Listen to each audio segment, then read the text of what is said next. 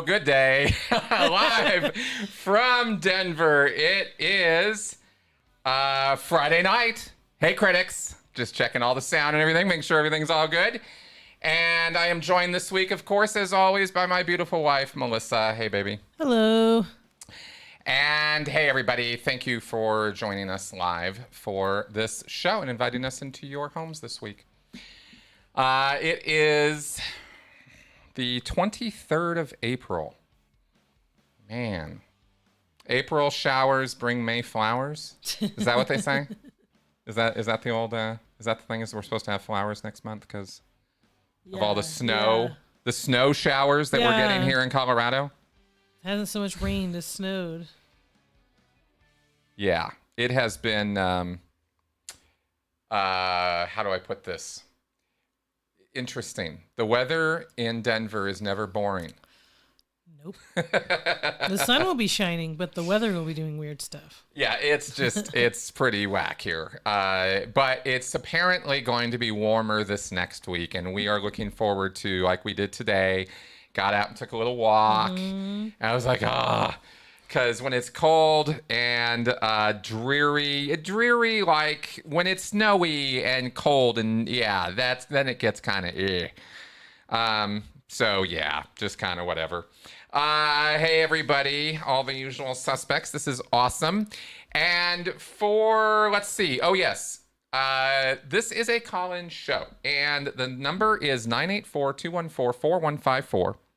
And the mainline topic I kind of threw out there this week, I think I talked about this with Seth last week in the podcast, if I remember right.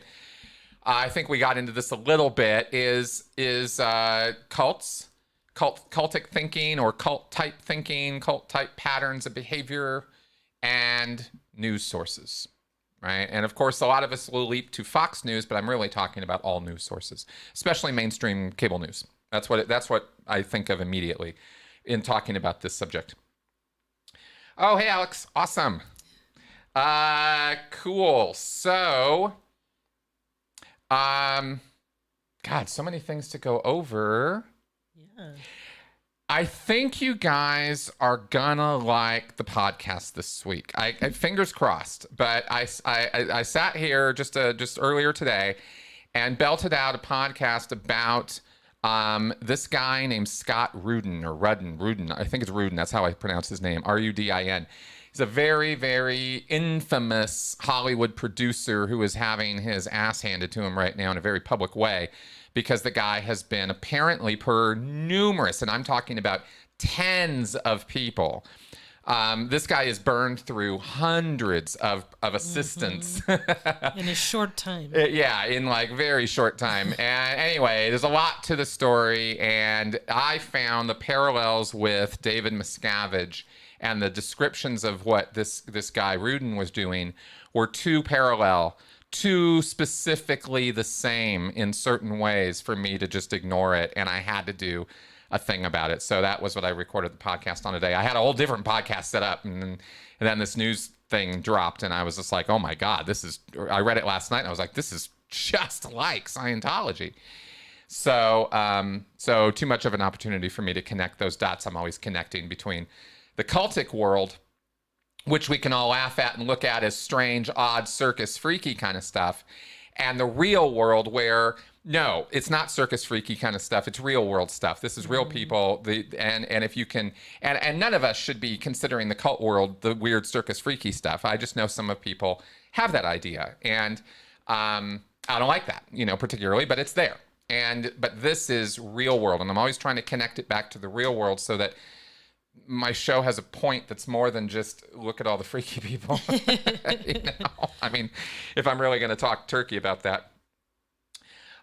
So yeah, Alex, so check out my podcast tomorrow, because it'll drop at midnight tonight, and Colorado time, and it will, and it's I quote extensively from the articles and link to them from vulture.com and from Hollywood Reporter, were the news source of that story. So real Harvey Weinstein level stuff, and really nasty stuff. Not sexual assault stuff though, but just nasty stuff. Just physical abuse, lots of emotional abuse.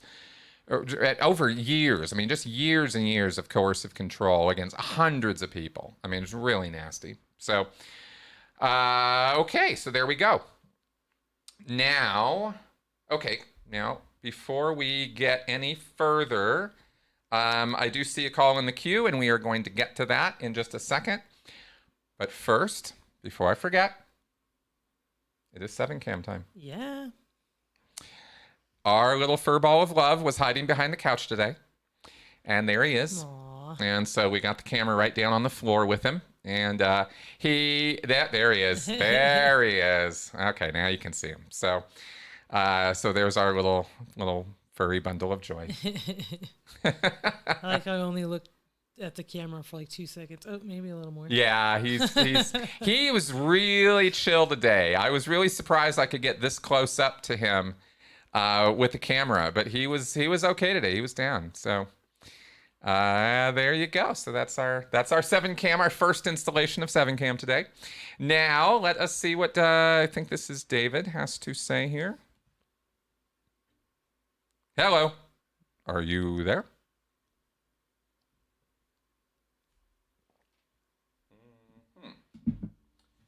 I'm not hearing anything. Let me just check and make sure that I don't have any volume issues here.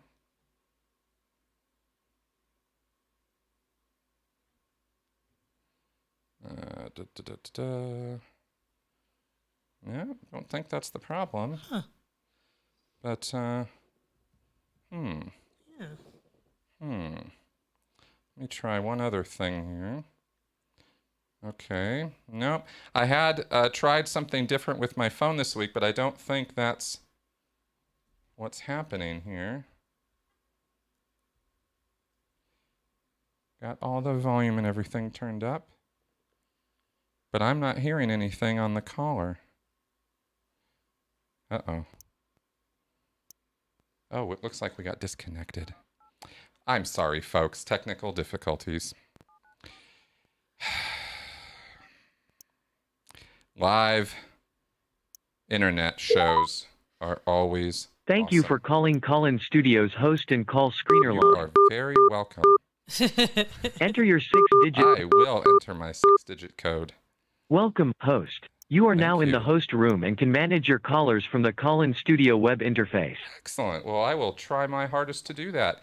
David, I'm sorry about that. If you want to give me a call back, we will try to pick that back up. I am not sure what happened just now.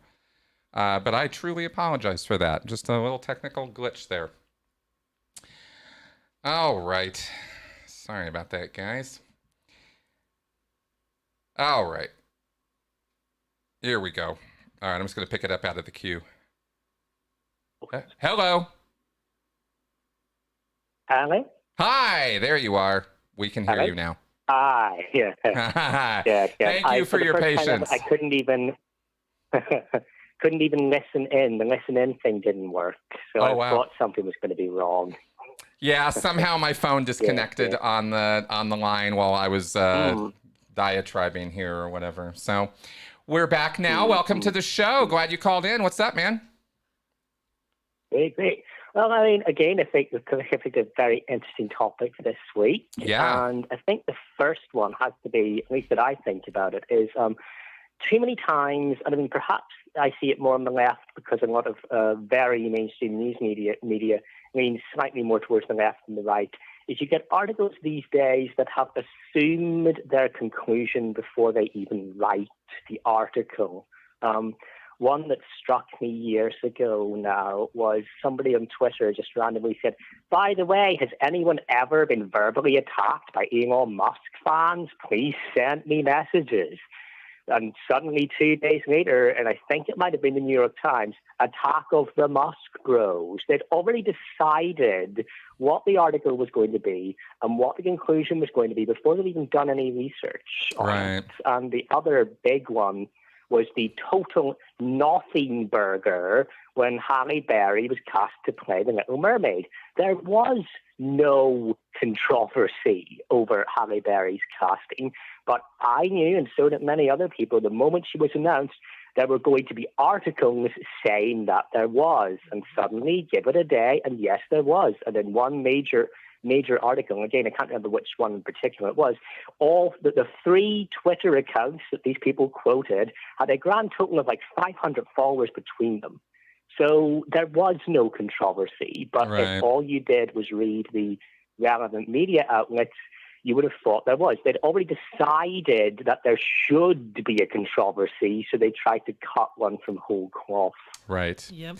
Well, I think that maybe the first point that we might want to mention about news sources and cultic behavior is first, I think we should and could all agree that sources of information are capable of changing how we see things. Excuse me, Absolutely. how we view the world. It and that, I think we can all agree, informs our behavior. Yeah. It can change how we act, right? So so I believe that there is an inherent responsibility in being in such a position. And certainly in times past, we have had laws on the books and regulations, and we still do now to a degree with the FCC and all kinds of apparatus, to control certain degrees of content that we listen to. We all accept this. Yeah. This is not censorship in any form. We don't, or at least we don't call it that, think about it that way. Right? Yeah, absolutely. Yeah. So with these points in agreement, I think it's fairly easy to make the next leap here in the argument that some sources of information, some major sources of information, in fact, the ones that have the broadest reach, would be the ones that could potentially have the most influence. Absolutely. And the biggest show on America to this day is Tucker Carlson Tonight, regardless of what you think of him. And I remember I'm originally from the UK. One of my friends came back from America, and he was watching CNN. He was like, "Oh my God, is this what the Americans call unbiased news?" Because in the UK we have a body called Ofcom. Yeah. We've got a body called Ofcom that has fair reporting requirements and has impartiality requirements for most major news sources. Right. And they can and do rule against news outlets whenever they break these. Like Fox News actually tried to expand into Britain near the turn of the century, but after a few too many tangos with Ofcom, they were taken off air. There you go. Meanwhile, there's this news show called, it was literally taken off air by impartiality requirements. Yep. And my friend who came back from America basically said it's not just Fox, it's all of them in America compared to what we got over here. I think the big one has to be, in modern times, the decline of the New York Times and the related decline of the SPLC into irrelevance. When I was 14, I first discovered the SPLC. Southern Poverty Law Center. For my citizenship course. And I remember seeing about the Louis Farrakhan on there and the new Black Panther Party by that lunatic Malik Shabazz. And I clicked on the Black Separatism tag, and they said, and I quote, "Although we might find the historical grievances that spawned these groups considerably more understandable, we cannot rightly condemn white supremacist hate groups and keep making excuses for the Black supremacist hate groups." Mm-hmm. And now what have they done? They've delisted the Nation of Islam, saying, but what about historical grievances?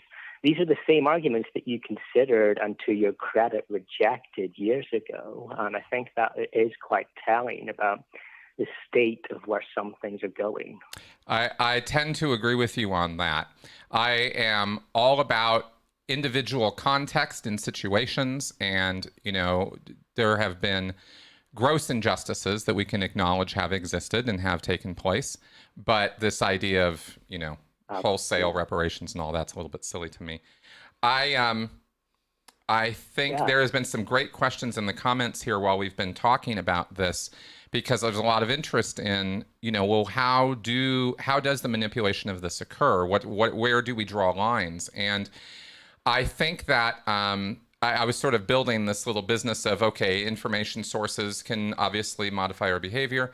The bigger the impact, the bigger the reach or influence, the more impact, more change is possible. The other factor here that is huge is the internet.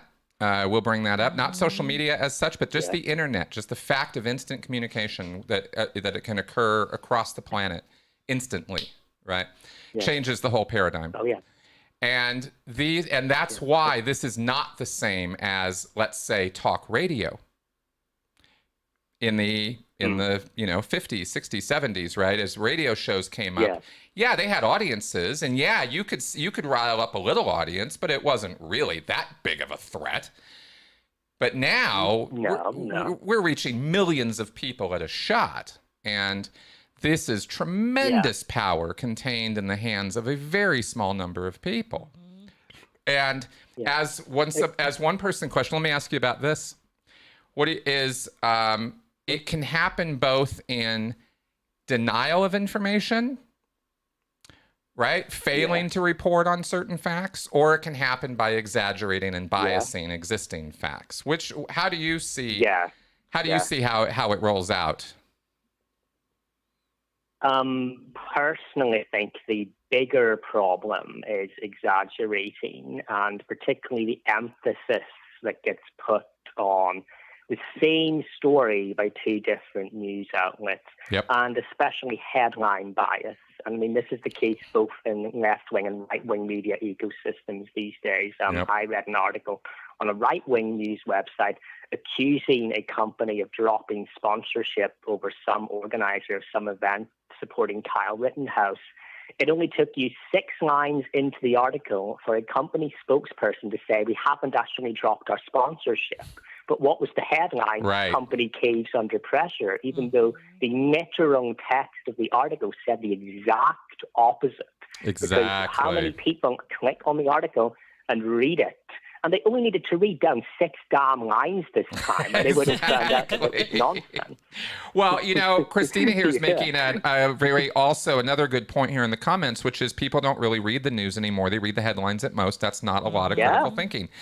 And that's another unintended consequence, I think, side effect, I guess you could say, of the internet, of the news platforms and the way they are presented and the way that we have created, actively and purposefully created, an attention economy. And so the headlines tend to be, clickbaity, and so they are exaggerated by definition, or as you just pointed out, completely false. Oh yeah, To be to reformulate a good quote by George Will from years ago. When there's currency in clicks, then clickbait will proliferate. Bingo. That's the point of it. Bingo. That was exactly it. I actually I was acquainted with somebody who once basically falsely accused somebody of supporting terrorism and wrote an article on that. And it took a couple of days for that to be retracted, but it was retracted. And in one of the response pieces in the Spectator in Britain, somebody made a very good analogy of how the internet's changed the game. It used to be that a lie could travel halfway around the world before the truth would get its pants on. Nowadays, a lie orbits the world as a decrepit satellite that you can't shoot down. Right. There you go. Yeah. What do you think in terms of when this started? Because a commenter here asked about Rush Limbaugh, and my thinking is that I think that is the beginning of, I think the 80s is the beginning of the cultivation of a news following culture that might be focused mostly around the subject of politics and I guess we could say social values, but always with a political slant. And I think this went hand in hand with two other cultural events, which were CNN coming into fruition, right? Ted Turner pulled it off first, and then followed by Roger Ailes with Fox News. And I think that was that was one of these things. And I think the what was it, cancellation or retraction or whatever, or a modification of the fairness doctrine. So that both sides didn't have to be talked about. Fairness and broadcasting rules. Yep, exactly. Yeah. And that was, as I understand it, that was also 1980s. I think that both sides now have become so entrenched in where they are today that neither of them would want that repealed because both of their commercial interests would now be threatened. Big time. For my generation, I came up to Oxford in 2012, and in 2014, basically culture wars were being fought in the university at the time. And I was speaking to someone who'd lived in the city for about 20 years. And he said that he agreed with me that it was the year after me that started all this. And he said that he wondered, why did this happen? And then he realized what he believed the answer was. The answer was that they were the first year to have basically lived their entire adolescence on social media by this point. Right. 2014. Right. And he's probably right.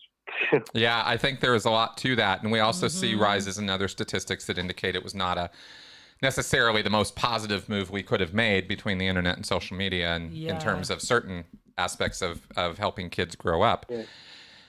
What's it like, since you're calling me from over there, what's it like over in the UK or over on that side of the pond on this kind of activity? I know they don't have Fox News and they kicked it out, but couldn't we really call the BBC totally reliable?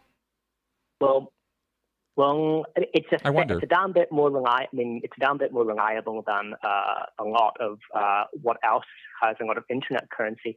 But again, the BBC gets a lot of criticism from the left and the right together, which is sometimes an indication that maybe they're doing their job right.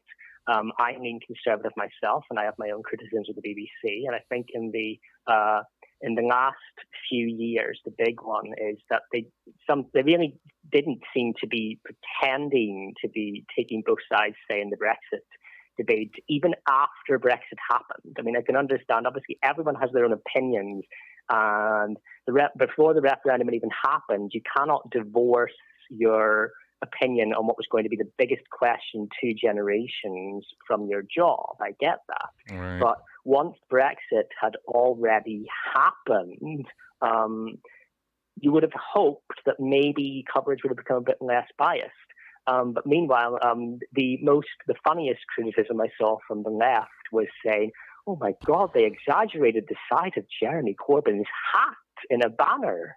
And so I'm like, that's a bit of a false equivalent from one side. It's a little bit of a quibble, don't you think? You know, like, what? You did what? Yeah. One side's like, why are you promoting what we believe to be biased programming? I mean, again, there's a debate as to whether or not it is biased programming. Another's like, oh my God, the hat's too big. Right. Seems a little bit different. A little bit different. I think that what we're looking at here is,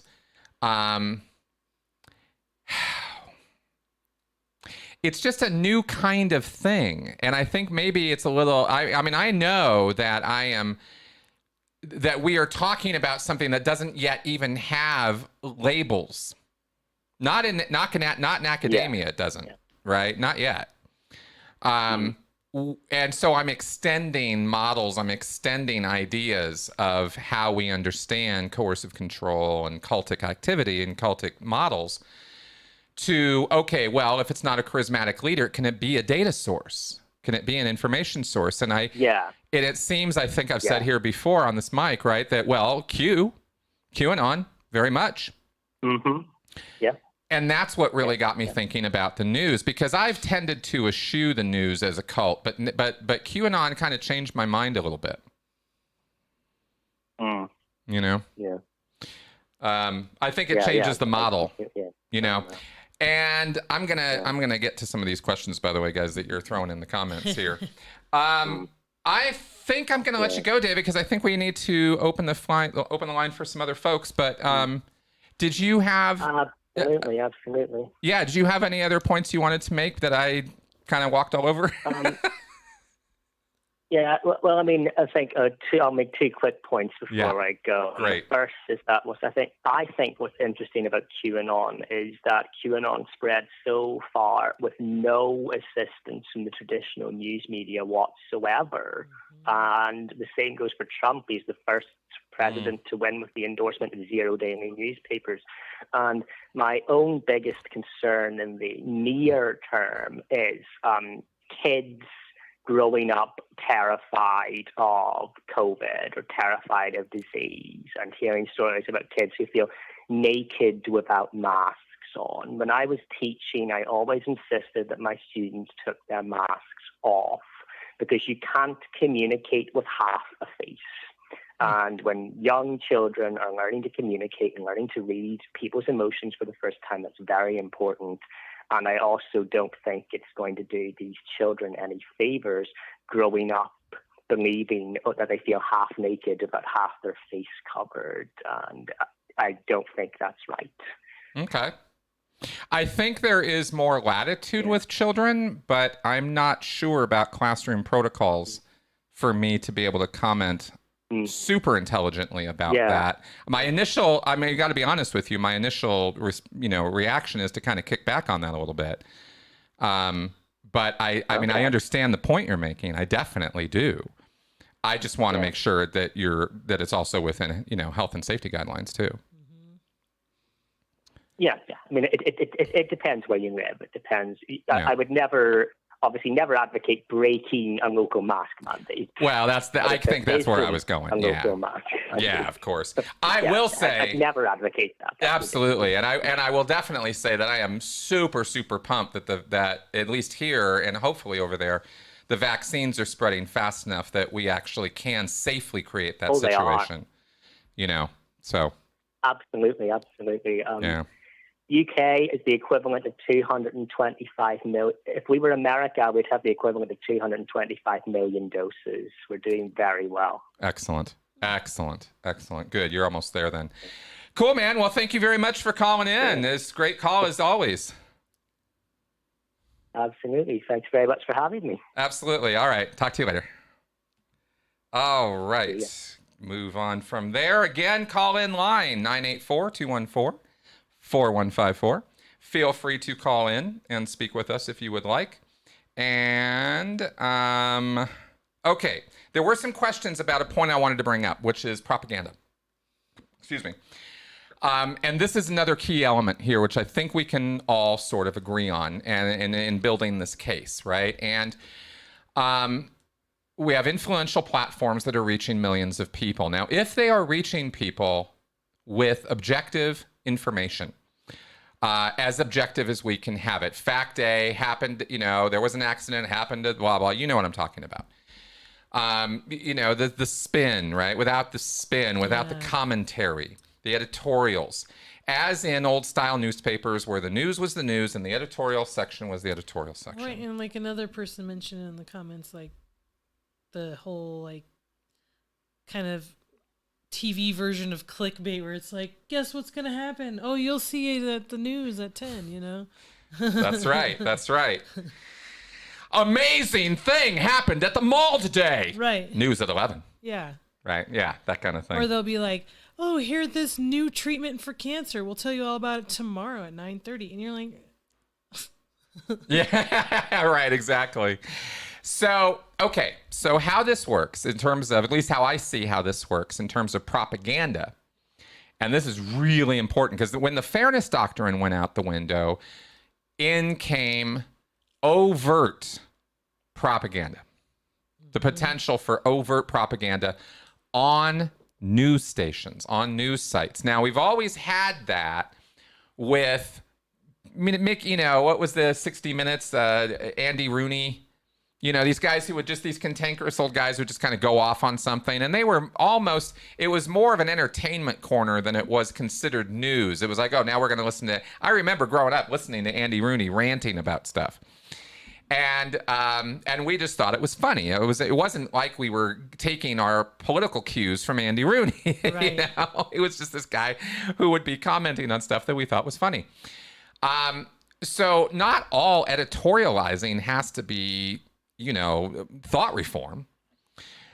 But where things get confused is when propaganda techniques are used to influence hearts and minds with biased, agenda-driven information. News is not agenda-driven. News is event-driven. Things happen, you talk about them, you report on them, you analyze and inspect them. But agenda-driven media is about somebody's bias. It's about somebody's purpose, their mission. They are on a mission, and they are making you part of their mission, or they're at least trying to. And that's where we get into propaganda. And when you see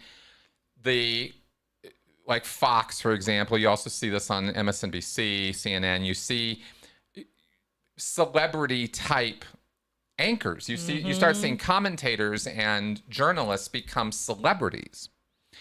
And this is when they start getting personal followings. And you can develop cults of personality around them, but I'm actually talking a little broader, talking about news sources and saying, when there's an agenda, when it's agenda-driven, and when it is commentary-driven, and when it is partisan, then you have a potential. The potential goes up, I would say, in my little thumbnail analysis here. The potential for cultic-type activity to start happening, for black and white thinking, us versus them, my way or the highway, in-group versus out-group. When that starts entering in to the degree that you have this propaganda, agenda-driven, personality-driven news cycle. And the more I look around, the more I see that that's pretty much all we have in our news cycles these days. And this is catastrophic for the survival of objective news reporting, as far as I'm concerned. Because all the elements of what make a cult are now there, is kind of the point I've been building up to here. All the ingredients that you need to make the cake are there. So some people, accidentally or maybe not accidentally, are going to end up making that cake because it's all there. Well, and then it just contributes to the divide too, because both sources are totally wrong, but this one leans your way and the other one leans their way, so then you're both like, none of you're both full of it. Exactly. Well, and that happens all the time. Yeah. At this point, the disinformation is so extreme that you can have two people arguing over something that literally never even happened. Mm-hmm. All the time. I see it on Twitter literally every day. Diane's calling in, and we're going to take this call. Right before, though, because we're along here, I want to check in with Seven first. And somebody asked if Seven was pre-recorded. He is now. We were trying to do live, and it just wasn't working out. So that's why we went to recorded. So I do pre-record Seven now. That is not Seven in real time. It just wasn't working out for us to do that. So, yeah. He's camera shy and weird. To say the least. I wish we could have shown more when I did that little breakdown of what we have to do to chase him around. It's not like, and don't get me wrong, it's not like it's some big chore that I hate doing. I'm not trying. I'm not rallying to get rid of 7cam. I love 7cam. I just want you guys to know it's not always easy to get them on. Oh, thank you for that super chat. Yeah. Awesome. That was Mary? Yeah. Yes. Awesome. Thank you, Mary. Okay, let's take this call from Diane. Hello, Diane. Are you on? I am. Hi, Chris. Hey, how's it going? It's going well. And just so you know, I have not had any news availability for the last year. I cut my cable, but yet I still hear the confusion out there. Mm-hmm. I mean, if you go and get a test and it comes out positive, does it mean you have it or you have had it? You don't know. And then people are saying, well, if you've been vaccinated, you still can get it. Well, then what was the point of being vaccinated? I mean, it is mind-boggling, the confusion out there. I don't have the answers.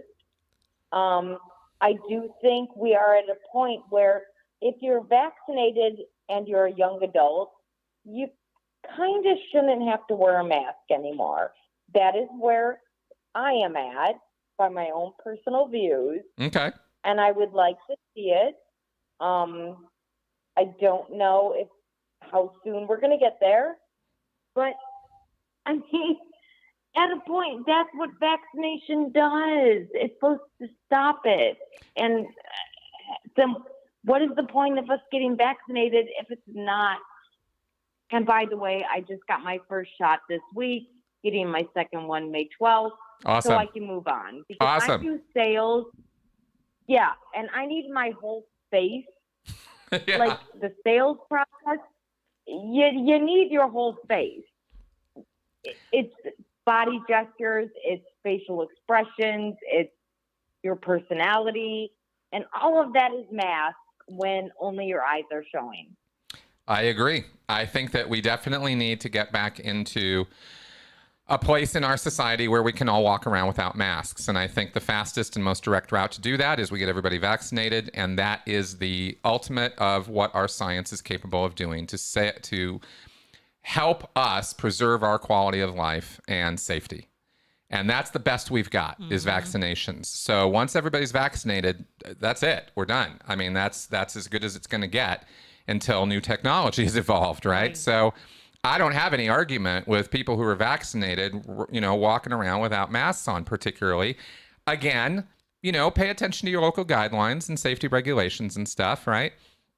But I'll also point out that it certainly was interesting to see how the flu fell to almost nothing because we were all running around wearing masks and isolating. Not hanging out. Yeah.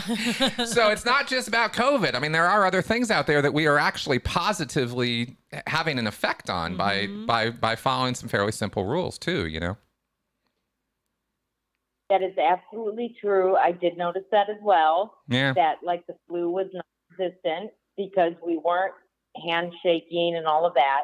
Yeah. However, I almost, after May 12th, after my second vaccination, want to set up a hug booth in my organization. I know. For people who need hugs.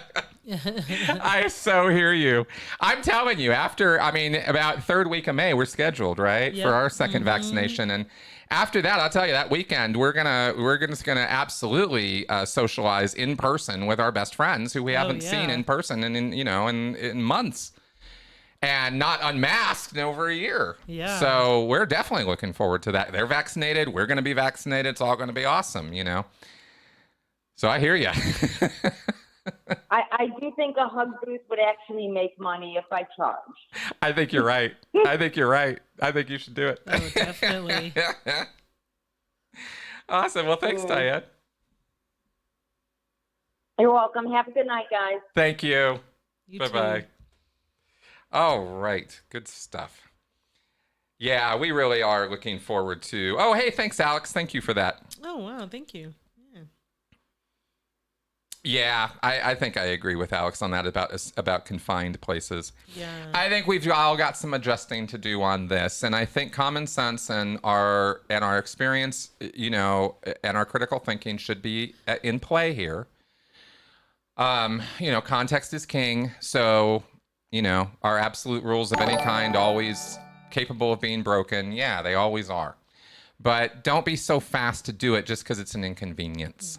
I'm always going to push the safety first, even if the government's not standing over your head with a shotgun trying to make you do it.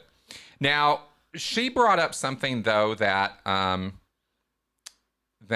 I wanted to talk about today.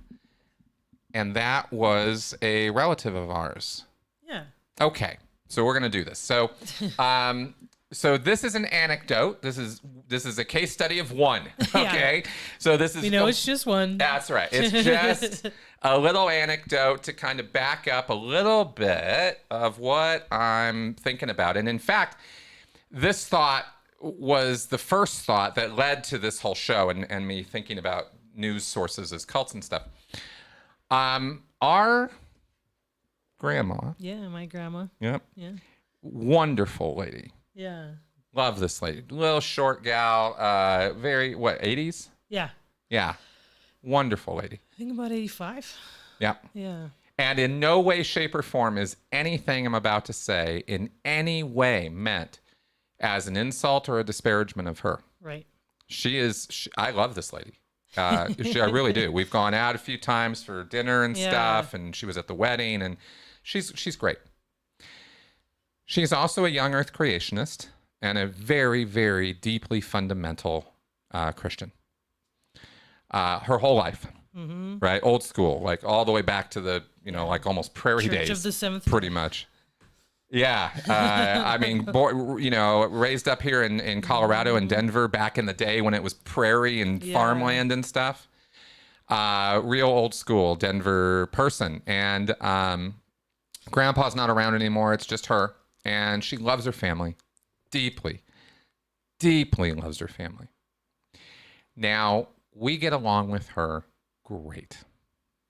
In fact, we get along with her more than great. I actually like hanging out with her. She, to my surprise the other day when we were talking, I knew she didn't have Fox News on at her house. What I didn't know until Melissa told me, and then I really started thinking about it, was she doesn't have TV. She doesn't have internet. Yeah, she's got just antenna TV. Yeah, that's it. And she doesn't sit around with Fox News on in the background all day. She knits, she sews, she writes letters, she compiles archives of photographs of family. She goes to church. And she's nice. And she knows what manners are. And we know what manners are. So when we interact with her in the holidays, we don't have fights about COVID or masks or Trump or all the awfulness. But she has with her and carries around with her as very deeply held beliefs. Things I could not agree with on any day of the week ever. Things I think are absolutely, totally wrong. She believes with all her heart. And that doesn't get in our way. And the only difference I could see between her and so many of the other people that we rail about all the time, especially on Twitter, is she ain't watching the news. She doesn't care to. She doesn't. She probably watch. I think she watches probably the nightly news or something. But nothing. She's not watching Tucker. Yeah. She's not watching Hannity. She's not watching Tommy Lahren. She's not watching. What's her name? Rachel, MSNBC. Oh, Rachel Maddow. Yeah, Rachel Maddow. She would never watch her, but yeah, well, she's not watching any of that, of course. But she doesn't get into any of that. Yeah. And the only place I'm going with this is she still has all these beliefs I disagree with, but the tolerance, compassion, and understanding I'm always going on and on about is still there. And I have certainly tended to blame some of those crazy religious beliefs on some crazy religious behavior in the past, but I can't do that with her because she's not like that. She's wonderful. So I just found that to be an interesting anecdote, I guess I could say. I'm probably overplaying the point, but I think that's kind of an important point. And I'm looking for this. Where'd it go? What's happening? I'm just looking for my mouse. Oh, there it is. It does that sometimes. It does do that sometimes. I have that problem with my work computer because I use two monitors, and sometimes I'm like, where did the mouse go? Yeah, exactly. So, can news be a cult? Scientologist says yes. My answer to the question is yes, it can. And that's the whole point. You can build up cults of personality around celebrity media personalities, or you can have a news organization itself that is agenda driven and not event driven. And if that's the case, then you've got a little proto-cult in the making right there. And I think that we can say with some degree of certainty that Fox News and if we're really being honest, I think to a lesser degree, MSNBC and CNN have parts of their follower base, you could say, or viewership, who hang on their every word. And as you said in your comment here, a couple of friends that I know started hanging on Sean Hannity's every word and consider him to be the only one telling the truth. Does Hannity believe his own shit? Hannity does. Hannity is a true believer. As far as I can see, every behind-the-scenes thing I've ever read about him, he's totally buying into everything he says. He's a little fanatical on that. Only because I disagree with so much of what he's pushing, do I say it that way. But yeah, definitely. So you can get that built up around the individuals, and you can also have just a more broad Fox News viewer, let's say, or MSNBC viewer who hangs on their every word. This is the only line of truth. It is exclusively this news source or station and only references it makes that I must rely on. I can't go to other places. If anything disagrees with this in any way, it is absolutely, positively wrong on every count, and I don't have to think about it anymore. And there are any number, if you were to sit and analyze, and, really probably any of these channels, but certainly if you were to sit and analyze Fox News for any length of time, especially during primetime episodes, you're going to find, I don't know, I'm guessing, but I'm going to bet probably a thought-stopping cliche at least once every 5 minutes on average. You're going to find some kind of thing thrown out. Maybe significantly more. I'm not really sure. But that is what's going to happen. Mm-hmm. You're going to find thought-stopping cliches. You're going to find, in other words, propaganda, cultic indoctrination. Cults use propaganda. Oh. Yeah. We'll pick that back up because, of course, we've got some calls in the queue. And, of course, then my phone disconnects. Mm-hmm. Cults use propaganda. Propaganda's been around for a long time. It's been refined and worked over, and it's used in advertising, it's used in sales, and it's used in thought reform and population control. And so here we are. And I don't mean some kind of nefarious government program or something. I mean, yeah, that happens, but I'm talking about, when you're talking about mass media manipulation of populations, I don't know what other word to use except population control. Let me reconnect here, and then we can pick up some calls because my phone is goofy. I wish I had a better explanation for it. I don't even have any other calls coming in or, nothing like that. I really don't quite understand what's going on. Well, it's always just with this show. It's like... Thank you for calling. Problem otherwise. I know. It's really weird. Enter your 6-digit PIN. All right, so we're back. Welcome, host. You are now in the host room and can manage your callers from the call-in studio web interface. All right, so let's pick up Mark. Hello. Yes. I got your show a little late, so I've only been watching you for a few minutes. Okay, cool. What you got? Well, you're talking about people in the media and stuff, and talking followers. And several years ago, there was this guy, Cedar Milan, the doggy whisperer.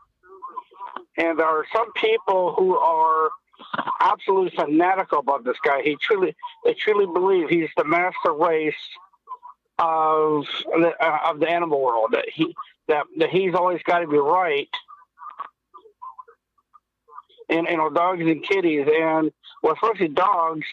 And when one of the psychotic followers sees somebody not doing things his way, they get all pissed off, and they think that his way is the only way. To treat an animal. Huh. they get really pissed off, and when they come in first and say, well, dog whisper this, dog whisper this or that, a person and the other dog owner rebuffs them, it's game on. It's game on. Next, you know, the poor dog owner walks out. There's dog crap all over the driveway, or threw it all over the windshield or something. Wow, this sounds pretty interesting. You're talking about a dog trainer? Yeah. See, in Milan, there are some people who are fanatical about this guy. Oh, I get it. And who are fanatical about this guy. I think that his way is the only way. Like to go around telling everybody how to handle their dogs, and when these people get rebuffed, it's just total game on. Totally. I totally get what you're saying about that. Well, listen, I got a couple other calls in the queue. Let me pick them up, but let me comment on what you're talking about in between calls here, okay? Okay. All right, cool, man. Thank you for that. Interesting. And it gives me an opportunity for something. So let me do that. Okay. All right.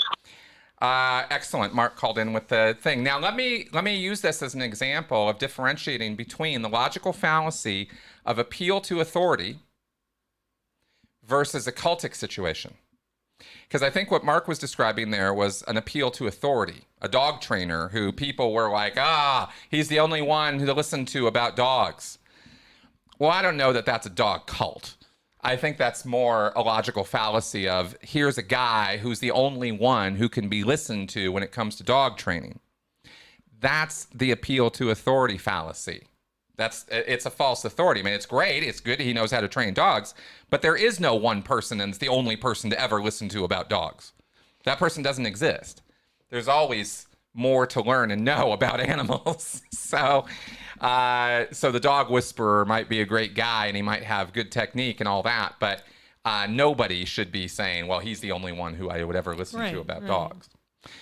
Appeal to authority, a little bit different. So, but good opportunity to talk about that. All right. We have another call in the queue. Hello. Hi, Chris. It's Adria. Hey, Adria. Long time no hear. Glad to have you back. Hey.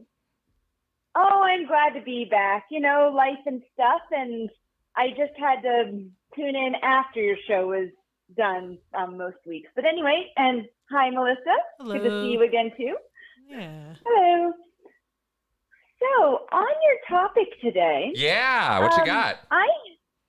All right. So, I have a wide variety of friends, and one of my friends, or at least a group of my friends, they are really into online news sources, particularly on YouTube.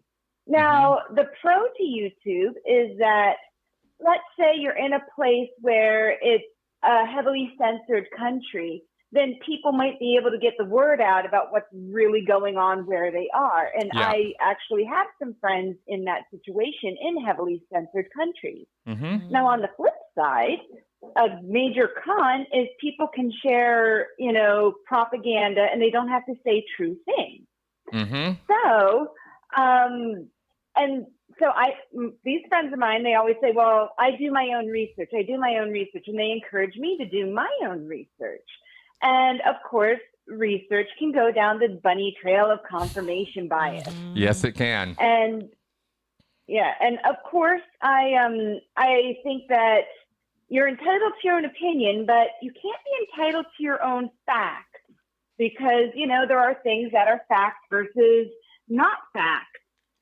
And I have friends who strongly believe the election was stolen, who think that the vaccines are full of horrible poison and they're going to harm people. And, there's some very strong things my friends believe that I believe very differently for reasons. So right. How does one engage, when you can't agree on facts? I mean, I'm at the point where I just, I love you. I'm going to be your friend. And but arguing is fruitless on these things. Well, I'll tell you, people who have different facts, it feels like. Absolutely. And here's, okay.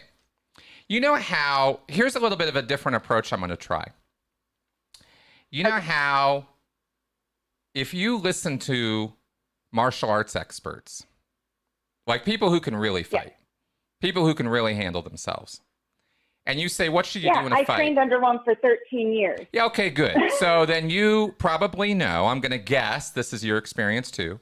It's certainly 100% across the board's been mine, that the real experts will tell you, if you are confronted with a foe who wants to get in your face and get physical, run. Just turn around and run. You have... Absolutely. Right? You got nothing to fight about. There's no reason for you to. Right. You'll be hurt. Absolutely. They might get hurt. Somebody could really get hurt. There could be, unforeseen consequences. So my first piece of advice now, I think, is going to be, if you don't have to engage, don't. Like with our grandma, like, why would we? Yeah. I could engage her on young earth creationism all day long, but why would I? There's no problem. If there's not a problem and you have a relationship and you can have common ground that you can find, build on that. Don't harp on the differences, harp on the similarities, on the common ground. That's the first general advice I could give. Now, if you're going to engage, if you have to engage, if you feel the need to engage, and there is some big reason for this, then you're right. You're not going to engage on the point of, well, I think this is a fact and you think that's a fact and we don't agree on facts, and so therefore it's all going to fall apart. I believe that's too high level. I think that is going higher than where you want to go to engage with what's actually driving the person and their beliefs, and that is their emotions, their feelings, their ideas about things, their morals, their way of looking at the world. That's what tends to be the bias that is being confirmed, so to speak, by the data they're holding onto so tightly. So if you can engage at a lower level with the person, like, what's up? Why do you think that way? Tell me more. This is where street epistemology is so wonderful. Right? Because it asks why, not here's my fact to battle your fact. It's tell me about why you think that way. I'm fascinated by that. What's up with that? What led you to that conclusion? How did you come to that idea? Trace it back. Always tracing things back is very interesting because you find earlier ideas that you can kind of start unraveling if the person's willing to talk to you and open up, right? As Seth said in our podcast last week, change is made from a position of safety. So, right? Yeah, I know on one hand, one of my friends is really anti-authority. And so he doesn't trust anybody who anyone else thinks is an authority. It's pretty flagrant. And then for another friend, she grew up with her dad as a psychologist, and he would talk about horrific experiments that used to be done on people. And so it's really hard to trust scientists and the government who's done really horrible experiments on people. So these are the sorts of interesting things, I've come up against. And I mean, I get it. You have bad experience with authority. You're not going to trust authorities.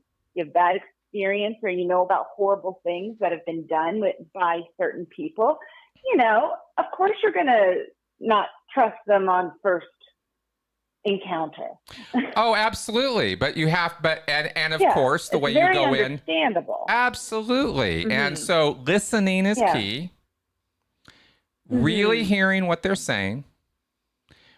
Really acknowledging what they're saying. I have found personally that's a really fantastic little tool. And that is a Scientology tool that I learned, but I think it's just common sense communication. People want to know they're being heard. So let them know. When you hear them, tell them. It makes an impact. And that might be as far as you need to go, because maybe after that they're not so keen to argue anymore, you know? Mm-hmm. Yeah, I think that works. I know I generally engage in step one a lot. You know, let's just focus on what we have in common. Yes. Because, you know, I completely agree. You know, any good martial arts teacher will tell you, you know, if there's a fight situation, just run. That's right. Mm-hmm. That's right. That's the best thing to do is get away. Exactly. And the reason why is because you don't know who this guy is or what he's bringing to the table. You don't know if you're ready for it. You could be as trained as you can be and still get your butt kicked, right? Because some unexpected thing happens, etc. So, you know, if you really want to keep yourself safe and keep yourself secure and keep things good, then just walk away, you know? Yeah, it's okay. Well, I like how, and then step two with the street epistemology, if one really must engage, let's say you're in a situation the person won't drop it. Yeah. You know, that's when the street epistemology comes in. Exactly. I like that. I can work with that. Good. Perfect. Then let's try that and let me know how it goes. All right. Thank you very much. Okay. Thank you. Thanks for calling in. It's good to hear from you. Yeah. Have a good night. All right. Bye-bye. Good to hear you too. As I cut her off. Okay, good. Well, just because I'm moving on to Travis here. I think this will be our final call for the evening. Hello, Travis. Hello, Chris. Hey. Hello, Melissa. Hello. How's it going, my friend? Yeah. Good. Excellent. Listen, Chris, this is a Scientology question for you. And I think by coincidence, this may actually fit in well with your topic tonight. So did you, when you were in Scientology, Chris, did you take the Welcome to the Sea Org course? You bet I did. It's a course that is, I think, the first course on the EPF. All the Sea Org guys do it. Well, they do it in the Project Estate Force, and then you go through it on the RPF, you're saying, again? No, you don't go through it again. You just do it as the first step on your EPF, your Estates Project Force. Oh, okay. Sorry, I misheard. Yeah. Cool. So do you while you're in the Sea Org, do you review it at any point, the content? I mean, other than keeping Scientology working. Yeah, not really. I mean, you might get a corrective order if you really mess up on something in it, but generally speaking, you just go through the course the one time. Okay. Yeah. Well, okay. So do you remember there's a bulletin in there called it's a PRO world or a pro world. Do you remember this? Yes. Is it the lecture or the policy letter? Both. Okay. I mean, I read the letter. Okay, great. What's your question? Excuse me, I read a transcript. Yeah. So what exactly is meant by it's a PRO world? Great question. So PRO stands for Public Relations Officer. It also is used, sort of informally as just public relations or the activity or action of doing that. And Hubbard has a whole lot of very specific things that he includes in what PR is, but it's basically good works well known or recognized is sort of his idea of this. Is getting the word out there about how great we are and having people promote us, and forward, basically like and share. Like and share is kind of how what it comes down to. So all of course pre-internet. So Hubbard was making the point that PR works, PR is effective, and it is a technology that needs to be learned, and that Sea Org members need to recognize that PR is something that makes the world go round. It's one of the drivers of how people act the way they do.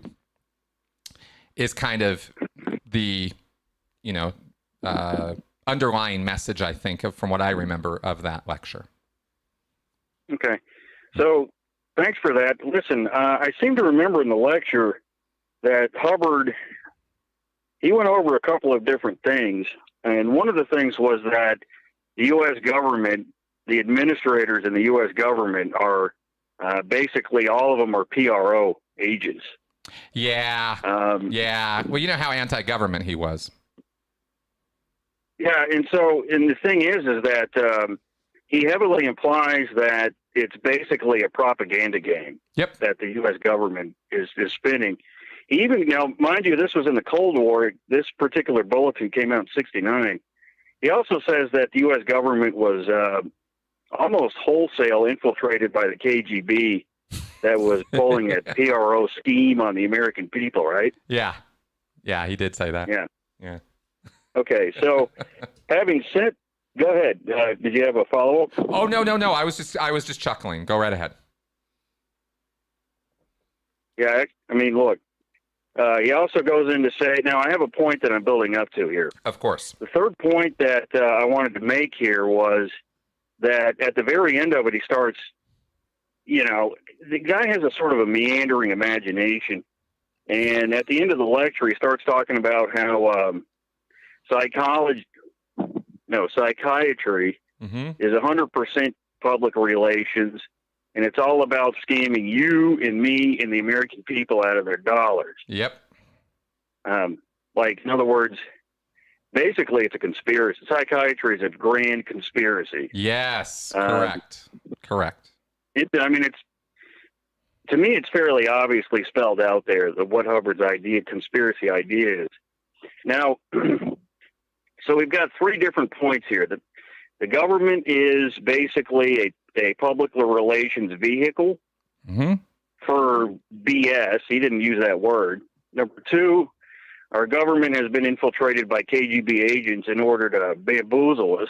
Yep. And number three, psychiatry is basically a poop show of the highest degree, and you need a Scientology course to correct all of your understanding of this. Now, this is the beginning Sea Org course here. Yes. Where all of this shows up. Now, some months ago, and then this is my ultimate question here for tonight.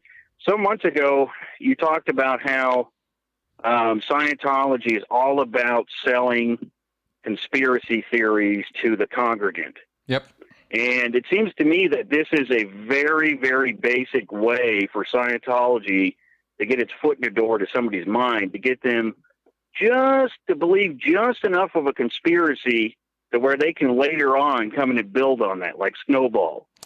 Big time. Is that a fair assessment? Yes, it is. And you're making a very good point, because this is exactly how QAnon was built as well. It's a collaborative effort. What's a collaborative effort? QAnon? The building of the dogma. Okay, so it starts out small. Well, I wouldn't say that Hubbard's... Yeah, I guess Hubbard's little thing here is small. There was...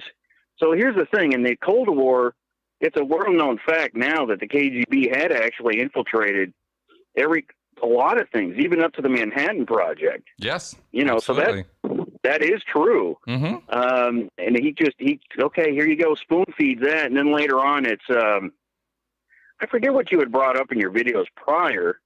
I think it was the reptilians. I mean, I might have that wrong. Yeah, I brought up the invader forces. I brought up the intergalactic conspiracy theories, which tie in at the end, but the conspiracies you're talking about are more grounded in the current this lifetime Earth reality.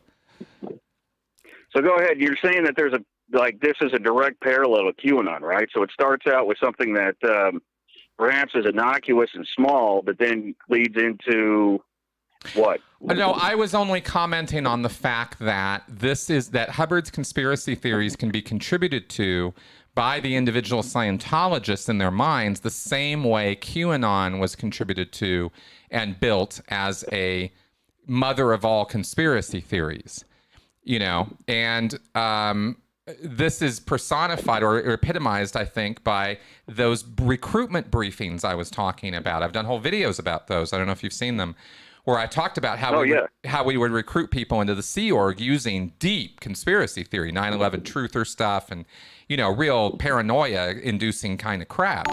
So that was us building on Hubbard's conspiracy framework that he had established.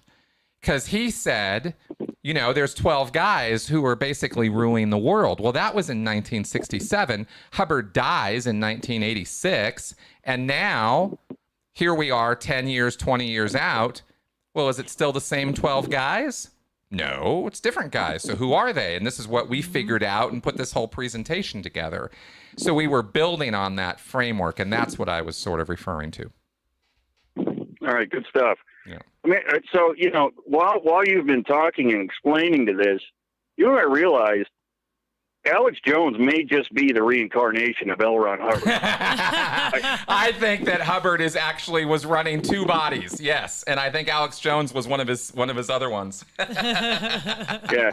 Yes. Now I say you guys know that was a joke. Anybody watching, I was kidding. Of course. I'm being serious, and it's just because, you know, both these guys use the same, you know, fallacious thinking and theatrics and gobbledygook. I don't want anybody thinking Travis is calling in and being serious here, because that's not the case. I need to get that disclaimer out, okay? Of course.